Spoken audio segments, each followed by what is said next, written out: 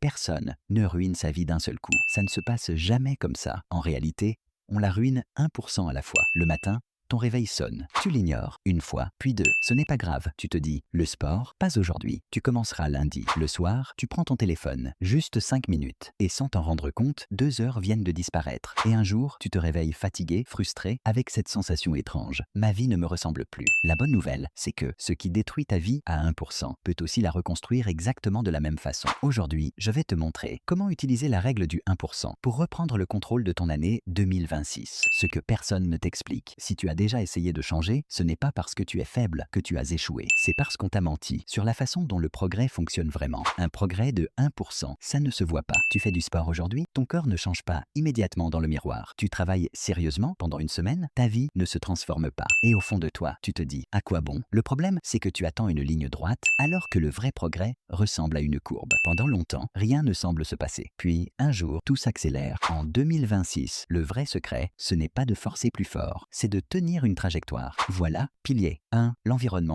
Arrête de te battre contre toi-même. L'erreur que beaucoup font, c'est de croire que tout repose sur la discipline. Mais la discipline fatigue. L'environnement, lui, ne fatigue jamais. Tu veux lire plus, mais ton téléphone est toujours à portée de main. Le combat est déjà perdu. Maintenant, imagine autre chose. Chaque matin, avant de quitter ta chambre, tu poses un livre ouvert sur ton oreiller. Le soir, quand tu rentres fatigué, tu ne prends pas une décision. Tu réagis à ce que tu vois. Ce n'est plus un effort. C'est un glissement naturel. Le 1% ici, ce n'est pas lire longtemps. C'est rendre la mauvaise option inconfortable et la bonne option évidente. Pilier 2, la règle des 2 minutes. Reconstruire ton identité. Beaucoup abandonnent parce qu'ils voient trop grand. Tu te dis, à partir de maintenant, je médite 30 minutes par jour. 3 jours plus tard, tu as déjà arrêté. La règle des 2 minutes change tout. Tu veux méditer? Respire pendant que le café coule. Tu veux écrire? Ouvre ton document et commence par une seule phrase. Ce n'est pas ridicule, c'est stratégique. Parce que tu ne cherches pas à être performant. Tu cherches à devenir le genre de personne qui commence toujours. Et une fois que ton cerveau accepte cette identité, le reste devient naturel. Pilier 3, le nettoyage. Arrêter les fuites invisibles. Le 1%,